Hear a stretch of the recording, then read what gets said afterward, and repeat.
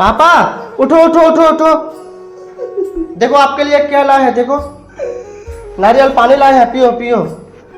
लो मत रो पापा, हम है ना, पियो। क्या फायदा बेटा, आज क्या फायदा पिलाकर डाब का पानी। जब डॉक्टर ने हमको डाब का पानी पिलाने के लिए बोला था पहले, आप लोग पिलाए नहीं।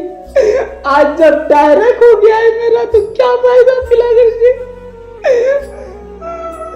आज पूरा दुनिया का डाब का पानी लाके पिलाओगे तो पाप अच्छा नहीं होगा बेटा।